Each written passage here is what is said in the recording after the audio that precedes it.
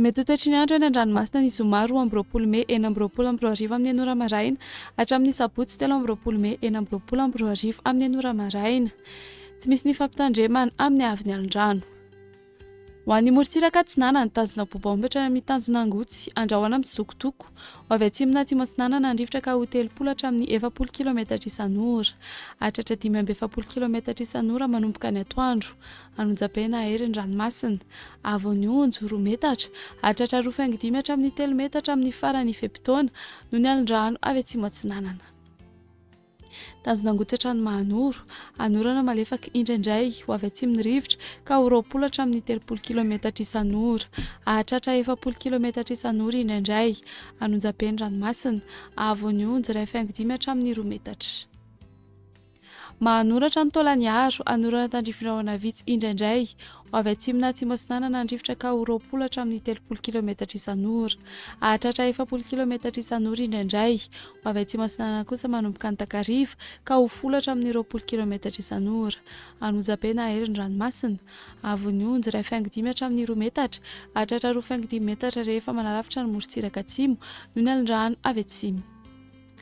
Taolagnaro hatrany amin'ny tanjona Vohimena, andrahoana Malana, ho avy Atsinana nandrifotra ka ho 30 hatramin'ny 70 km isan'ora, aherin'ny ranomasina, Avonionjo 2.5 hatramin'ny 3 metatra, isan'ny rano avy atsimo.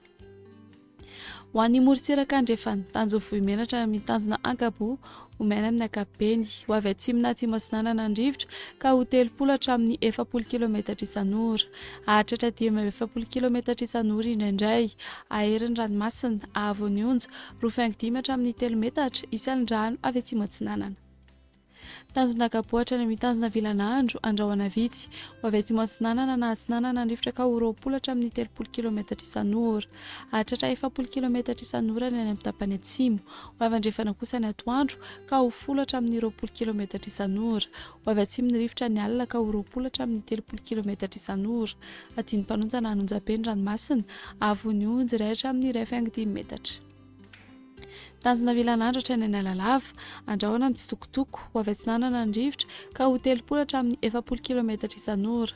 Ho avy andrefana kosa ny tolakandro ka ho 10 hatramin'ny 20 km isan'ora. Aty ny mpanonjana ranomasina, Avonionjo 4.5 hatramin'ny 2 metatra. Analalava hatrany amin'ny tanjona Bobaomby, anorana tandrifon-drahona vitsy amin'ny maraina. Ho avy atsimo Atsinana nandrifotra manakaiky ny tanjona Bobaomby ka ho 70 hatramin'ny 570 km isan'ora. Ho avy Atsinana kosa ny anakafa ka ho 10 hatramin'ny 20 km isan'ora, ary ho avy andrefana izany ny atoandro ka ho 10 hatramin'ny 20 km isan'ora. Ho tona aty ny mpanonjana ranomasina, Avonionjo 1 metatra manakaiky ny tanjona Bobaomby, ho latsaky ny 4.5 metatra kosa ny anakafa.